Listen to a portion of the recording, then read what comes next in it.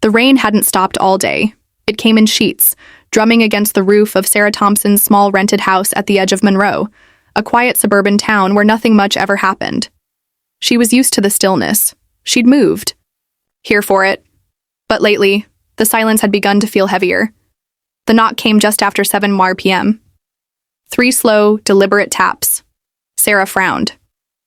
She wasn't expecting anyone, and the weather alone was enough to keep most people indoors. She hesitated, listening. The wind moaned through the trees outside.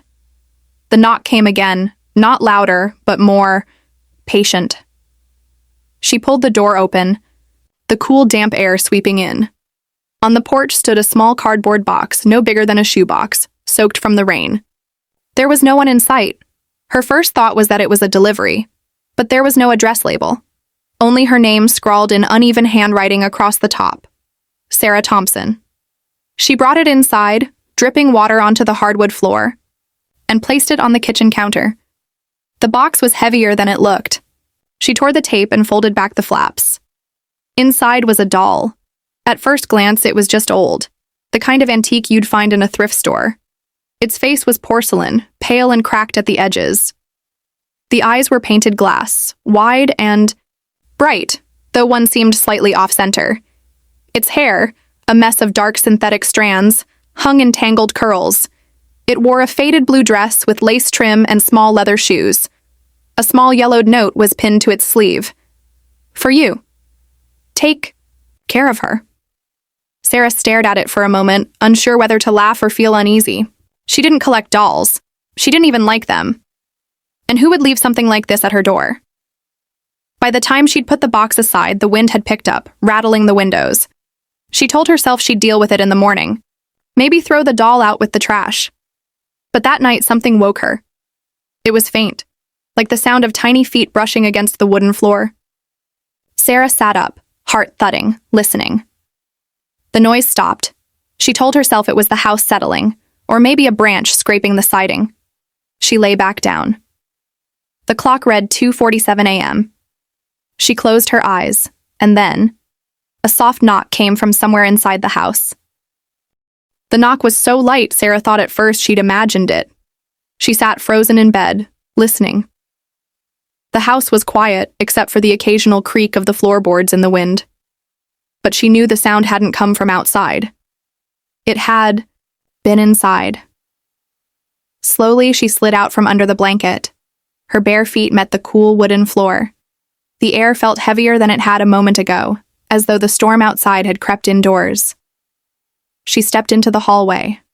Moonlight filtered through the curtains, casting long shadows across the walls. There it was again. Tap, tap, tap. Faint but unmistakable, coming from the living room. She moved toward it, her pulse quickening. The old clock on the wall ticked steadily, each second louder than the last. When she reached the living room, she froze.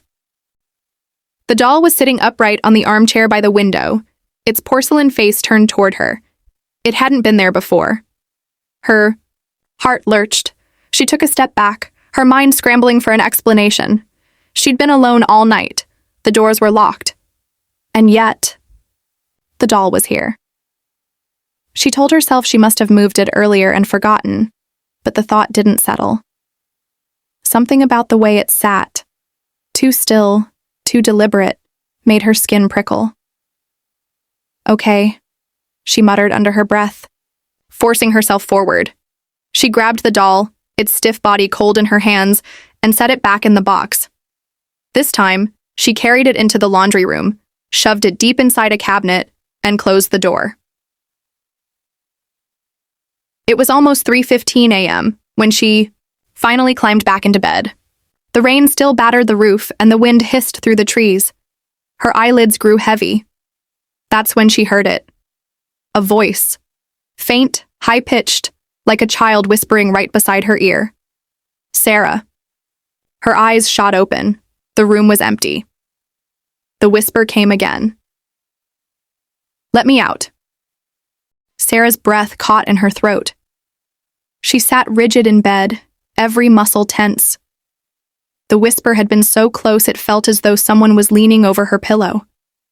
but the room was empty. Just the dim silhouette of her dresser against the moonlight. She swallowed hard, forcing herself to sit up. "Who's there?" she whispered. No reply. She reached for her phone on the nightstand. The screen lit up, 3:19 a.m., and in that light, she noticed something. Her bedroom door was open. She was sure she had shut it before going to sleep. Sarah slid out of bed, heart hammering in her ears. She grabbed the small flashlight from her drawer and stepped into the hallway. The wooden floor groaned under her weight. As she passed the laundry room, she stopped dead. The cabinet door, the one she had locked, was wide open. The doll sat on the floor in front of it. Her hands began to tremble.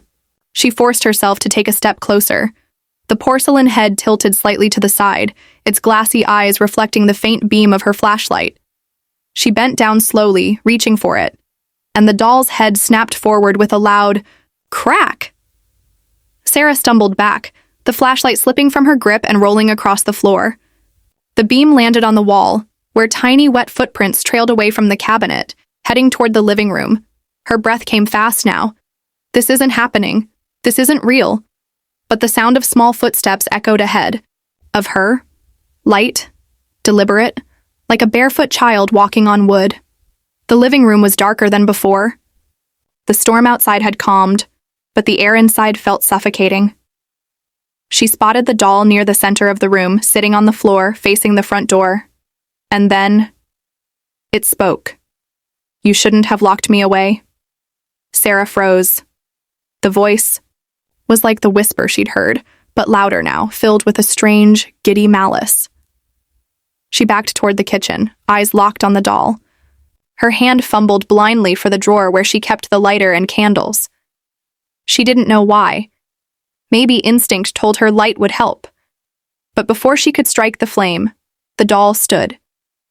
Its limbs moved with a stiff, jerking rhythm, but it walked toward her. Sarah's scream caught in her throat.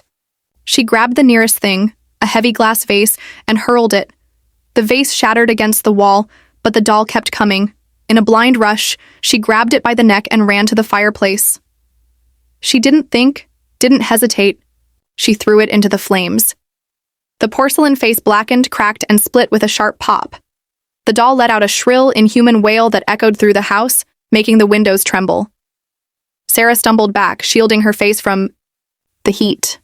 The flames roared higher, swallowing the figure until it was nothing but ash. For a moment, the house fell silent. She stood there panting, staring into the fire.